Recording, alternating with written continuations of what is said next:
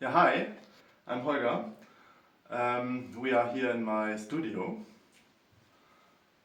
and here I'm building the 3D models.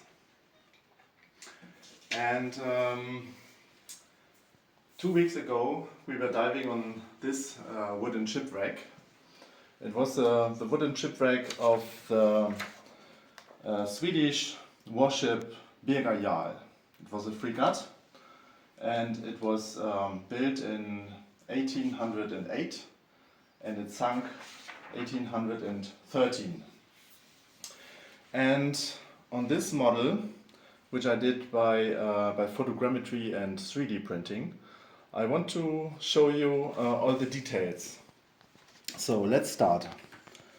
Let me start with the most obviously part. So we have anchors. So we have anchors here, here, and a third one buried in the sand here. Then we have cannons. Cannons like this. The cannon is placed on a so-called carriage. It's a cannon carriage. It was to move the cannon itself because they were loaded from the front and they had to remove it back to load the gun. And we find these guns on the carriage, for example here, or here, or overhead here. Then we find quite a lot of carriages, like here, like this one, and here. And we have single cannons. You can see them here. Here's a single cannon. And the carriage for this cannon was here. On this part, on this side of the ship, we see also cannons with carriages, but they are stuck with the nozzles in the sand. So they are stucking downwards. So what else can we see? Very interesting is this part, this wooden part. It shows the silhouette of the ship. So let me explain it. What we see, this part here. I have the same here. So here we have the cabin of the officers. It was in the back of the wreck. So if I cut it out, we can find the same silhouette here, like this. So basically here were the cabins of the officers.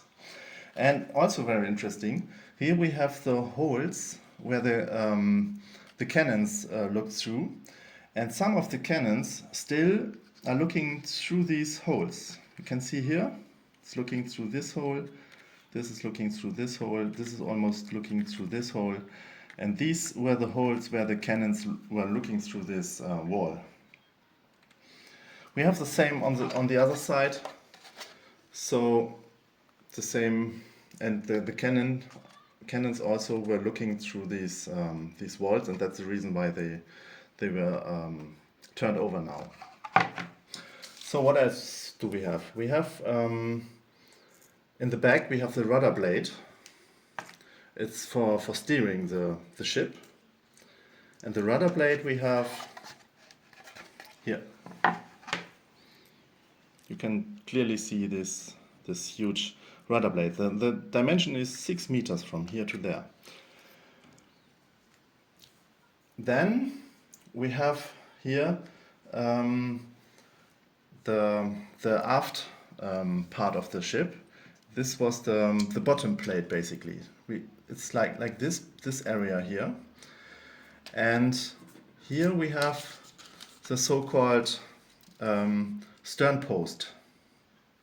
It was the very last part of the ship. Basically, it was a piece of wood like this. And the forward post, the stem, was here. And there are still walls of the ship connected to this stern. And if I want to measure the length of the ship, I have to measure from this part to this part. And I was able to measure the distance. It's exactly 44 meters, and that's exactly the length of the ship, like it was before. What else do we have? We have masts. So the mast is made of a big part of the mast. We have it here. And we have top masts like this. We see them like this. And here the mast was interrupted. We see a connection like this here. And also very interesting, these both parts were connected with a connection that's called donkey head. So we find the same here. This is the connection between these part of the mast and the other part of the mast. Also we find a lot of round wood. They are the yards of the ship. It was for connecting the sail itself. So I think many of these round woods were the yards of the sail. This is the mortar gun. It was made to shoot upwards, to hit the other ships from the top. So they were shutting up with these bombs, and the bombs were coming down, and they tried to hit the enemy ships, or maybe a castle or something. Okay, so that's it. You can find the complete survey report on my website, www.dive3d.eu. Thank you for watching.